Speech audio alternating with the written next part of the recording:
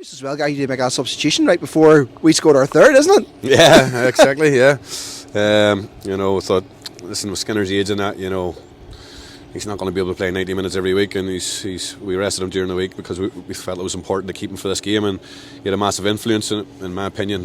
He scored a goal in the first half. He's assisted that one, the third one. And he also scored another goal that we've seen at half time that it was clearly onside, that was disallowed again. Another decision that could have cost us again on another day and on an important time in the game. So, it's frustrating that things like this keep happening to us. We're saying about them every week, but thankfully today it didn't cost us in terms of the result. And thankfully we scored the third. A great bit of play from Skinner, great finish with Jack Maloney, just passes it into the net, lovely finish. And then the fourth goal, great bit of play from Peter. His awareness, anybody else would have went in and tried to score. He's seen Skimmer and turned and led him in lovely, and a great finish, and it sealed the game up for us, because it was going to be difficult, because they had threw on a lot of big lads at that stage and they were just going to go back to front, and it was going to be another situation like Linfield and Crusaders, and it's a lottery, that type of defending, and it's just where the second ball lands and how lucky you are. And as I say, we were going to be facing that, but thankfully we got that fourth goal, and that gave us a 2-goal cushion rather than a one.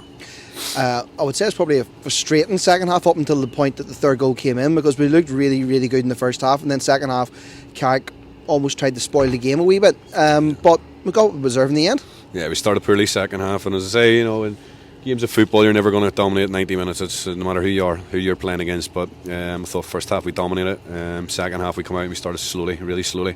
It's happened to us a couple of times this year. Unfortunately we conceded, and I thought we didn't get in their rhythm till about 20-25 minutes in. And then we started playing a bit of stuff, and started looking more ourselves again. But as I say, football's all about results, and in the second half it's funny the way football works. You play so well in the first half and you're not winning, or you're winning 2-1, but you could have been 3 or 4 up and you aren't, and then you play probably not as well in the second half and you score 2 goals. So it's weird the way football works sometimes, but overall again, I think we've got 60-70 good minutes out of the boys today, and if you get that in most matches, you'll usually stand a chance of a result or getting a win. It's been a frustrating couple of weeks, Gary. Obviously we've had really good performances, just not getting results. How do you feel tonight? Yeah, I'm delighted. I'm delighted for the boys more than anything. Listen, I've been in this game a long time as a player and a manager now as well. You can't let things get you down. You just have to keep believing yourself, and especially when your performances are good. And I defy anybody, apart from the Portadown game maybe away from home, and the Newry game here at home. I defy anybody that knows anything about football to say that we haven't been good in all the rest of the games this year. We've, even when we went down to 9 men, we've done well and competed and been in the game and got results against Ballymena with 9 men. We were unluckily beat here by Larne with 9 men.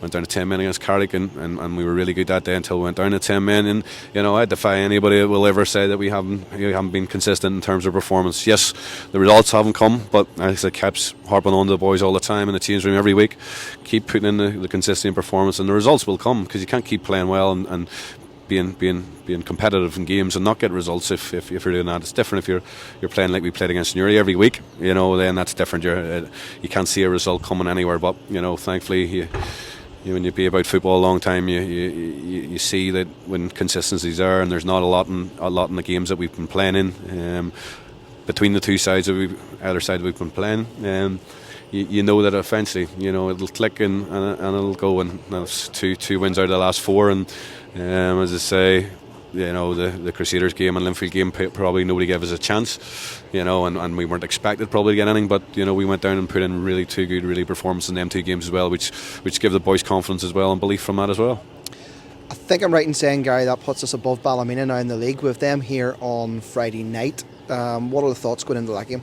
Same again, try and get the same consistency of performance, and I think the attitude of the players has been excellent over the last sort of month. It's been superb, and you can see they're right up for it in every game that they're playing in, and we need that against Ballymena as well. All the games that those are going to be in the league with us, as I call it. The bottom 6 is like another league, and as I say, we need to be showing the same attitude and mentality and mindset and hunger and desire to win the game of football. You can't just turn up against teams and get the results. You have to put the performance in as well, and you have to put the right mindset into the game. And thankfully over the last month we've been getting that every week consistently.